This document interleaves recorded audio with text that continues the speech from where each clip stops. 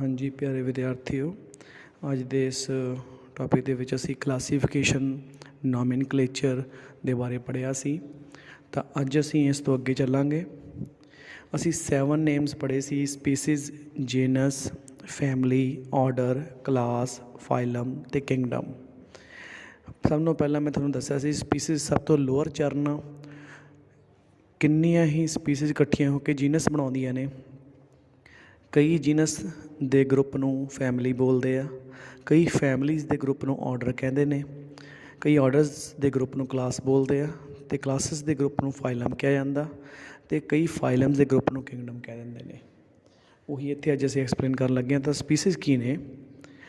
These are natural population of the individual or a group of population which resemble one another in all essential morphological and reproductive characters, so that they are able to inbreed freely, produce fertile offspring.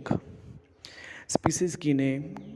कुदरती आबादी हो सकती है, ये carry भी हो सकती है, ग्रुपां दे विच भी हो सकती है, जिहड़ी कि एक दूजे दे नाल मैच करती होवे, रिजैंबल करती होवे।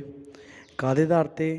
उन्हां दे रीप्रोडक्शन प्रजनन होण दे मैथड के आधार ते, ते उन्हां दे विच उन्हां दी आपसी स्ट्रक्चर, उन्हां दी दिख के आधार ते, ते वो आपस च इनब्रीड कर सकते होण, मीनस प्रजनन कर सकते होण, ते प्रजनन करन तो बाद दो अलग अलग स्पीसीज़ नूं जदों इनब्रीड कराया जाता तो उहदे तो एक नवीं स्पीसीज़ पैदा हुंदी है, हाईब्रिड, जिहड़ी जिहदे विच दोनों तरीके दे ही जिहड़े करैक्टर जिहड़े आ ओह पाए जांदे ने।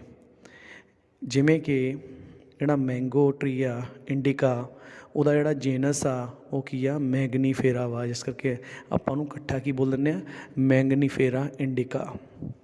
ਉਸੇ ਤਰੀਕੇ ਨਾਲ ਜਿਹੜਾ ਜੈਨਸ ਆ, it is a group of related species ਜਿਹੜੀਆਂ ਆਪਸ 'ਚ ਰਿਜ਼ੈਂਬਲ ਕਰਦੀਆਂ ਹੋਣ।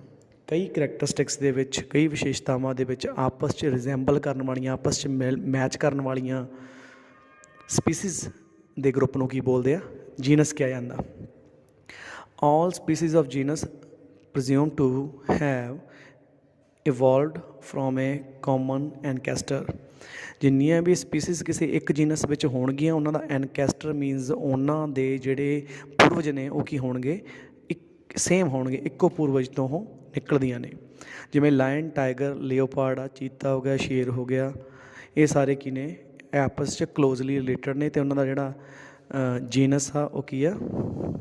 ਪੈਂਥਰ ਆ। ਉਹਨਾਂ ਦਾ ਜੀਨਸ ਕੀ ਮੰਨਿਆ ਜਾਂਦਾ? ਪੈਂਥਰ ਮੰਨਿਆ ਜਾਂਦਾ। ਪਰ ਸਪੀਸੀਜ਼ ਕੀ ਨੇ? ਇਹ ਅਲੱਗ ਅਲੱਗ ਨੇ। ਅਲੱਗ ਅਲੱਗ ਸਪੀਸੀਜ਼ ਦਾ ਇੱਕ ਜੀਨਸ ਹੁੰਦਾ, ਅਤੇ ਉਹਨਾਂ ਦੇ ਸਪੀਸੀਜ਼ ਦੇ ਗਰੁੱਪ ਨੂੰ ਹੀ ਤਾਂ ਹੀ ਆਪਾਂ ਜੀਨਸ ਬੋਲ ਦਿੰਦੇ ਹਾਂ। ਹੁਣ ਅੱਗੇ ਆ ਜਾਓ, ਫੈਮਿਲੀ। ਆਪਾਂ ਇੱਥੇ ਇਹ ਵਰਡ ਵੀ ਲਿਖ ਸਕਦੇ ਹਾਂ, it is a group of related genus which resemble one another in certain correlated characteristics. ਕਹਿਣ ਦਾ ਮਤਲਬ ਜੀਨਸ ਵਾਲੀ ਡੈਫੀਨੇਸ਼ਨ ਦੇ ਵਿੱਚ ਅਗਰ ਤੁਸੀਂ ਸਪੀਸੀਜ਼ ਵਾਲੇ ਸ਼ਬਦ ਦੀ ਅਤੇ ਜੀਨਸ ਪ੍ਰਯੋਗ ਕਰ ਲਓ ਤਾਂ ਉਹ ਫੈਮਿਲੀ ਵਾਲੇ ਪੋਰਸ਼ਨ ਦੀ ਡੈਫੀਨੇਸ਼ਨ ਬਣ ਜਾਂਦੀ ਆ।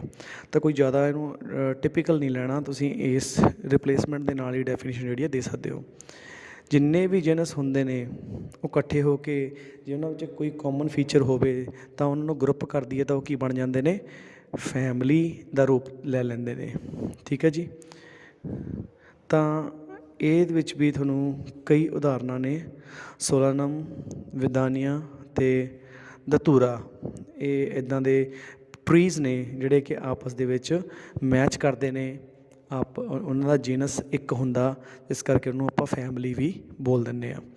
ਉਸ ਤੋਂ ਬਾਅਦ ਬੇਟਾ ਆ ਗਿਆ ਆਰਡਰ। ਇੱਥੇ ਇਹੀ ਗੱਲ ਇਕੱਠੀ ਕਰਾਂਗੇ ਫਿਰ ਤੋਂ। ਜੀਨਸ ਵਾਲੀ ਡੈਫੀਨੇਸ਼ਨ ਦੇ ਵਿੱਚ ਹੀ ਅਗਰ ਤੁਸੀਂ ਫੈਮਿਲੀ ਭਰ ਦਿਓ ਤਾਂ ਸਪੀਸੀਜ਼ ਦੀ ਜਗ੍ਹਾ 'ਤੇ ਤਾਂ ਉਹੀ ਡੈਫੀਨੇਸ਼ਨ ਮਿਲ ਜਾਣੀ ਆ ਕਿ it is the group of related families which resemble one other regarding certain correlated ਕਰੈਕਟਰਿਸਟਿਕਸ।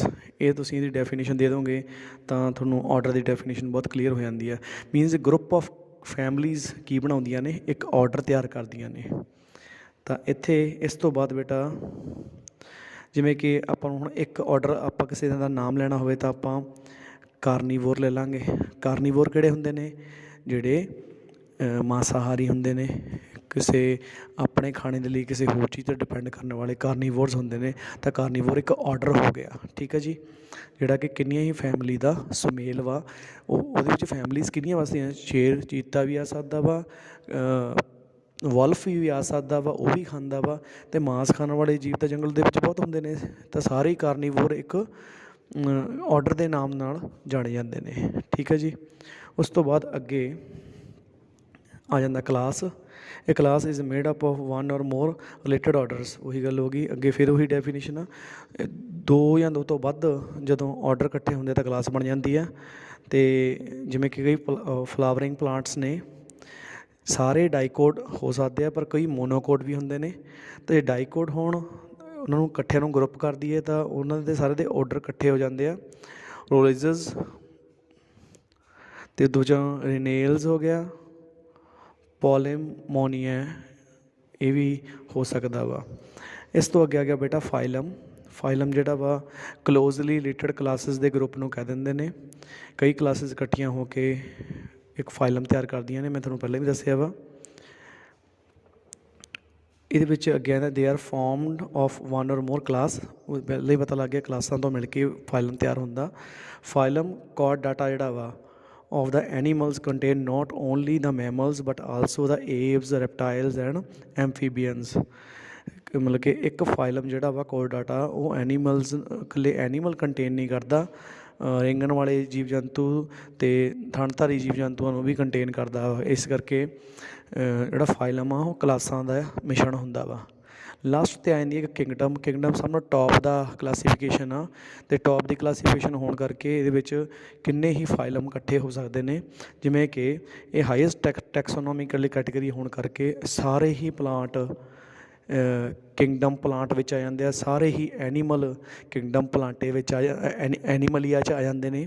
ਸਾਰੇ ਹੀ ਛੋਟੇ ਜੀਵ ਜਿਹੜੇ ਨੇ ਉਹਨੂੰ ਆਪਾਂ ਹੋਰ ਆਪਣੇ ਕੋਲ 5 ਟਾਈਪ ਦੀਆਂ ਜਿਹੜੀਆਂ ਕਿੰਗਡਮਸ ਪਾਈਆਂ ਜਾਂਦੀਆਂ ਨੇ, ਮੋਨੇਰਾ, ਪ੍ਰੋਟੈਸਟਾ, ਉਹਦੇ ਵਿੱਚ ਆ ਜਾਂਦੇ ਨੇ। ਇਸ ਕਰਕੇ ਆਪਾਂ ਕਹਿ ਸਕਦੇ ਹਾਂ ਕਿ ਸਾਰਿਆਂ ਦਾ ਹੀ ਜਿਹੜਾ ਡਿਵੀਜ਼ਨ ਆ ਉਹ ਕੀ ਹੋ ਜਾਂਦੀ ਆ, ਆਪਣੇ ਲਈ ਸੌਖੀ ਹੋ ਜਾਂਦੀ ਆ।